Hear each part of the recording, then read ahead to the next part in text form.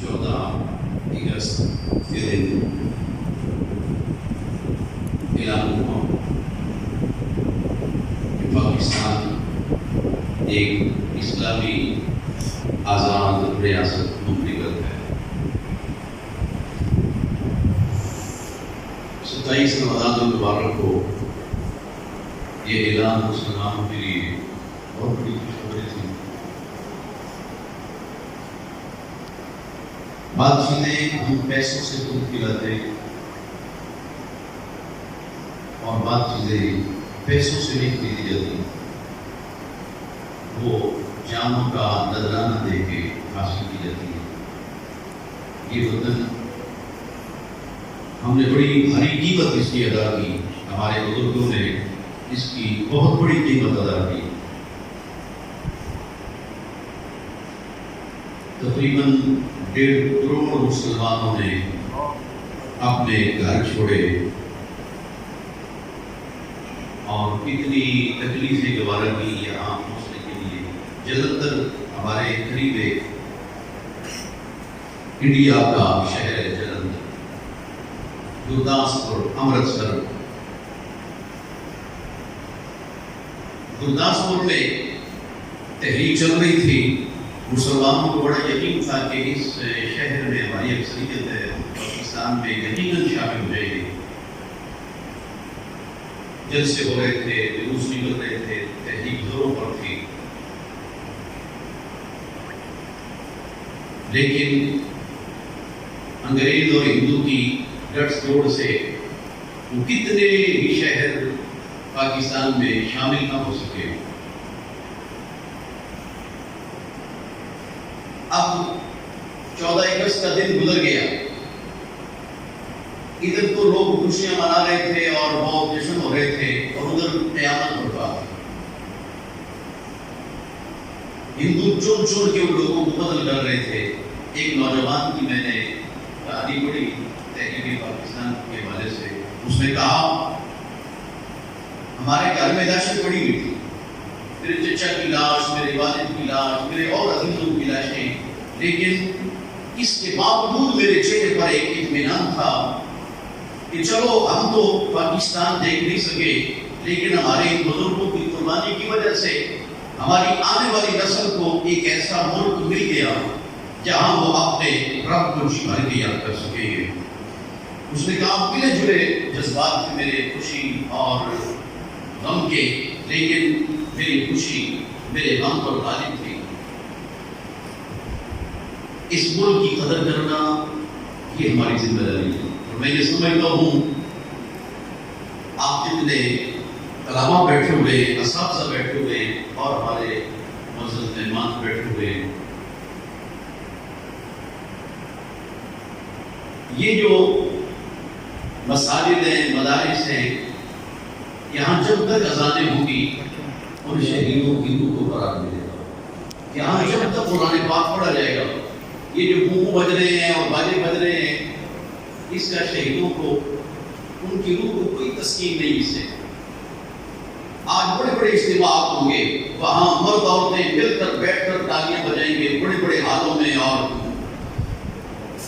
سرکاری طور پر بھی، غیر سرکاری طور پر بھی، بلکہ آپ کیوں کہہ لیں ناچ بھی ہوگا، گانا بھی، رقص، سرود بھی، بڑا کچھ لوگ کریں گے۔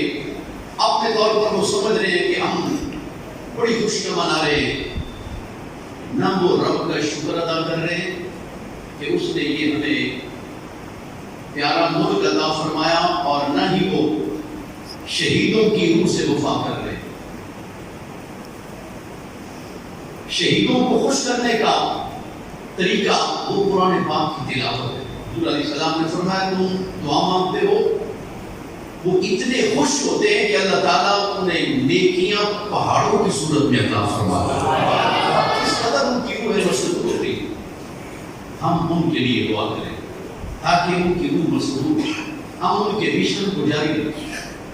ان قربانیوں کا مقصد یہ تھا کہ ہمیشہ اس ملک میں اللہ اور اس کے رسول کی باتیں ہوتی رہیں، اور وہ ادارے جہاں نصاب وہ نہیں پڑھایا جا رہا جو اللہ نے لوح محفوظ سے اتارا آج ان اداروں میں عزتوں کے جنازے نکل رہے ہیں.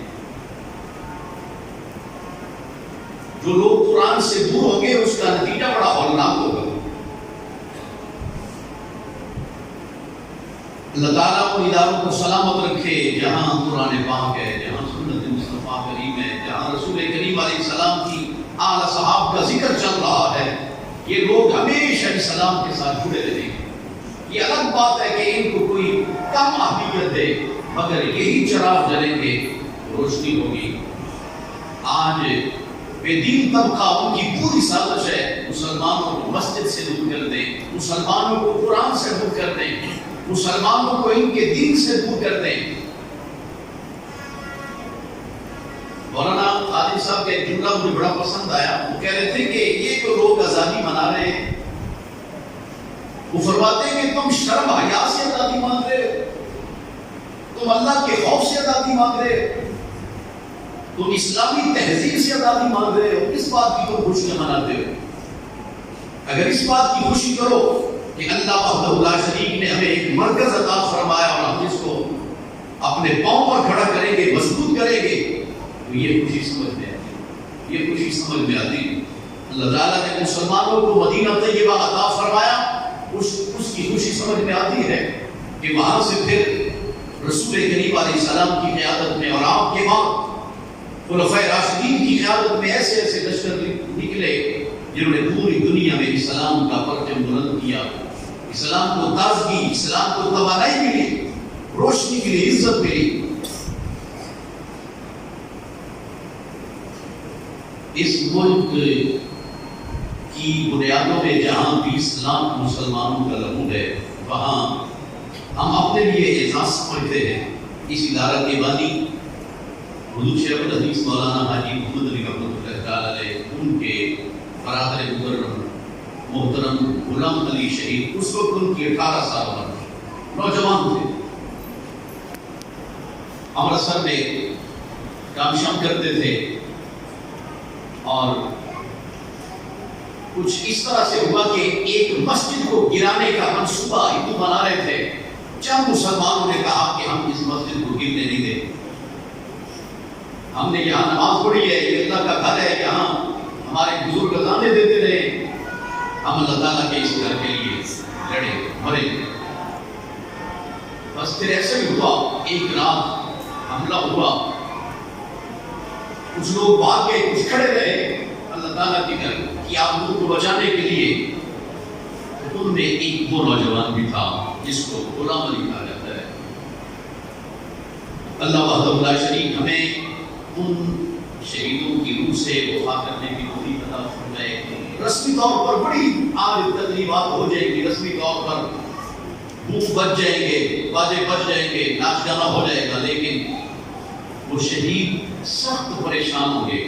لیکن جب قرآن پڑھ کے، حضور کی نعت پڑھ کے، درود و سلام پڑھ کے ان شہیدوں کے لیے دعا کی جائے گی، تو ہمارا وجدان کہتا ہے کہ قرآن کے نور سے ان کی قبریں روشن ہوں، ان کو تسکین ملے گی، ان کو راحت ملے گی. آج کے دن ہمیں دعا مانگنی چاہیے، مالک مولا ہمیں کبھی مصطفیٰ کریم کی ملت کا بددار نہ بنانا، ہمیں کبھی رسول کریم صلی اللہ علیہ وسلم کے دین سے غداری کی توفیق نہ دینا، ہمیں ہمیشہ دین کا وفادار رہنا.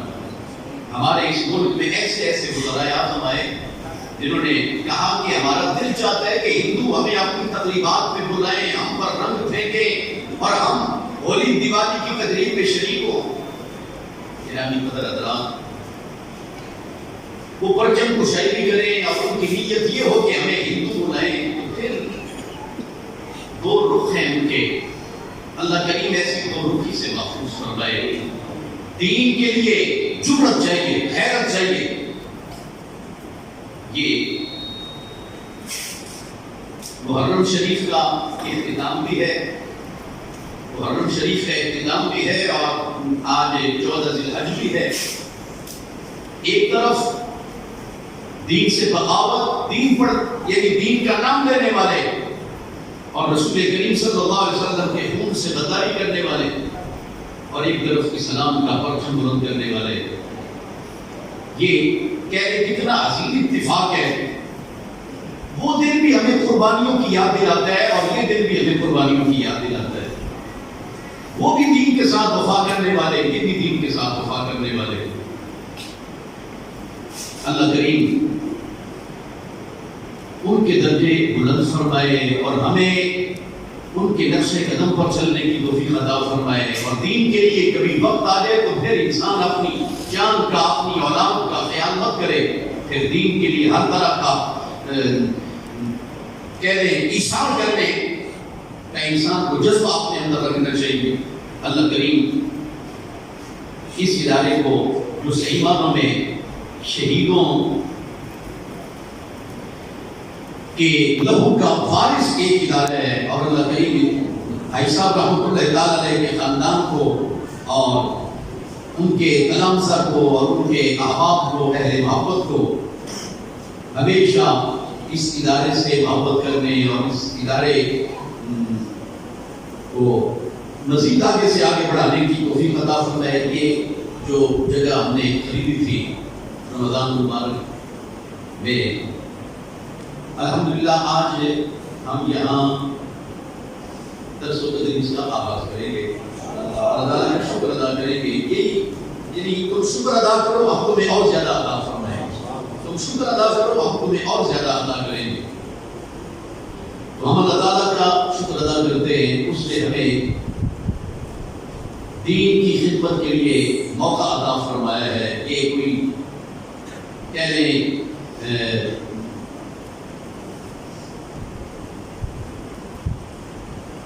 خود نمائی والی بات نہیں، یہ اس کا کرم ہے، اس کی توفیق سے یہ سارا کچھ ممکن ہوتا ہے. اللہ وحدہ لا شریک اس ادارے کو ہمیشہ سلامت رکھے، اساتذہ کو اور جو ہمارے بڑے محبت والے دوست بزرگ جو اس ادارے کے ساتھ پیار کرتے ہیں، دعاؤں میں یاد رکھتے ہیں.